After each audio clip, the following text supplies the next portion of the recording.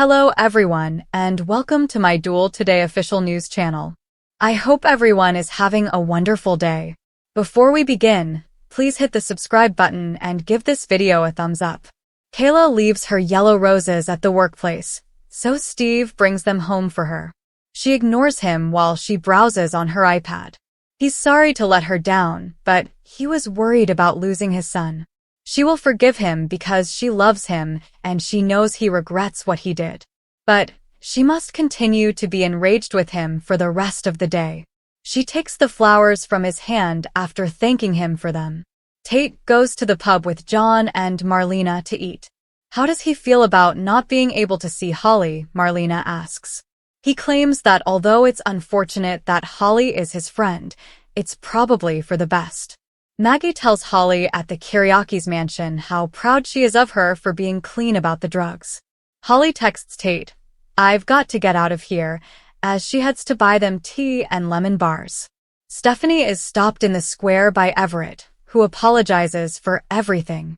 He is aware that it has been difficult for her and that it has strained her bond with Jada. Stephanie firmly informs him that they have resolved the issue and that he need not worry about it. She wants to know, though, if he still feels something for Jada. Everett is perplexed as to how he could feel anything for a stranger. She questions why he didn't sign the divorce decree at that time. Everett isn't going to fake the name of a man he's never even met. As Stephanie notes, he is familiar with him. "We identified him as Robert Stein." Everett stifles her with harshness, his expression darkening. "Don't refer to me like that.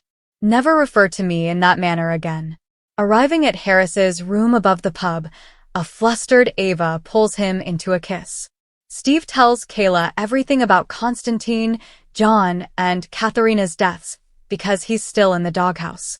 He neglected to cope with his own remorse and shame since he was occupied with keeping John safe for so long. It's about time he did.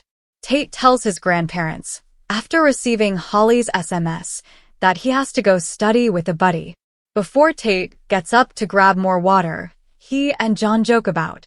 Marlena, by herself, remarks on how good it is to see John smiling.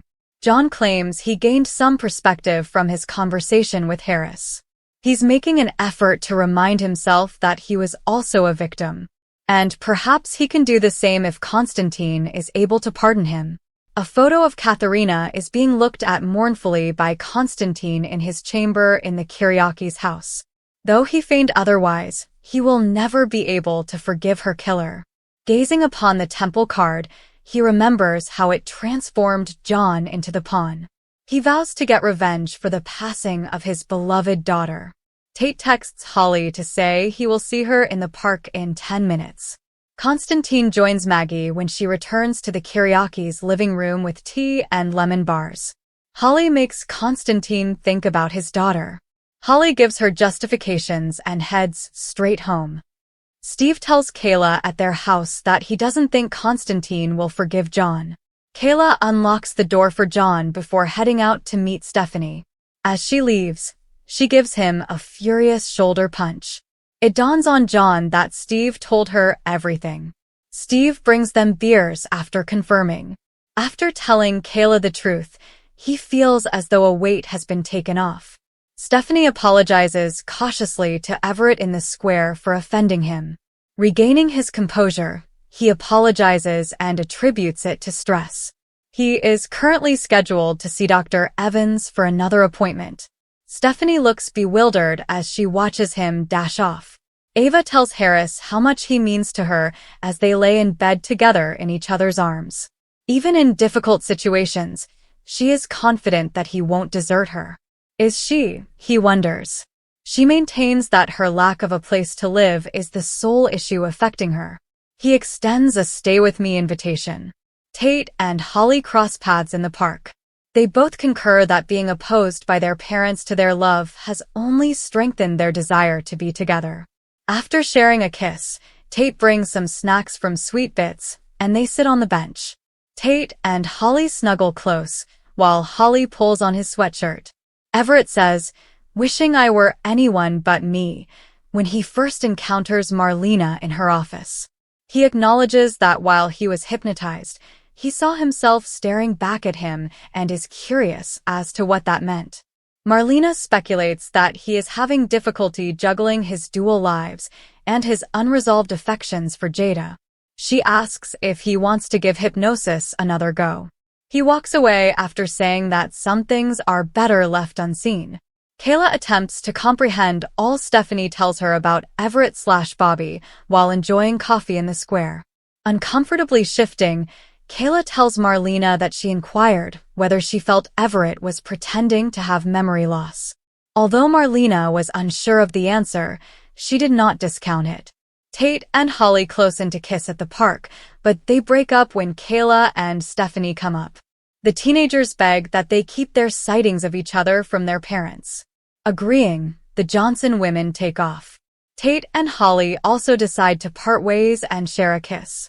Kayla regrets not informing Tate and Holly's parents that she and Holly were seen back in the square.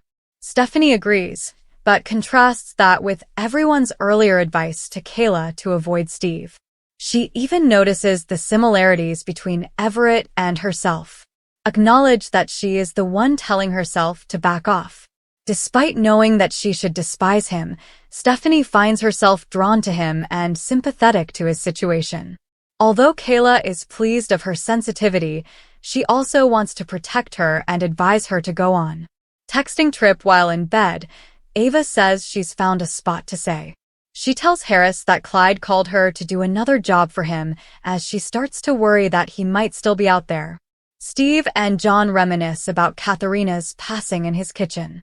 Steve speculates that another person might have been present and might be hiding a very sinister secret. Steve suggests one of Stefano's men instead of Victor. John pauses to think before recommending Katharina's mother. They make the decision to find her. Maggie is informed by Constantine in the Kiriakis mansion that he cannot obtain an extension for his expired travel visa. He must depart from Salem. Days of Our Lives spoilers for the week of April 15th to 19th indicate that Julie Williams will crash the honeymoon at the Horton cabin, where she and Johnny and Chanel DiMera will become stranded in the snowstorm. After Chanel disappears during that snowstorm, there will be a lot of worries, and Paulina Price, Jackie Harry, who has been placed in isolation, will become involved in the hunt. Brady Black and Teresa Donovan will attempt to establish the law in order to prevent Tate Black, Leo Howard, from being with Holly Jonas. Sloan Peterson Brady will be Stephen DiMera's defense attorney, according to teasers for other days, so she'll be grateful for the additional cash.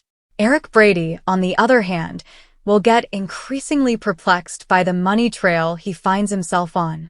Sloan will find it difficult to conceal her payments to Leo Stark, since Eric will keep probing into his family's money. Chad DiMera and Xander Cook won't let EJ DiMera go quickly after his press conference.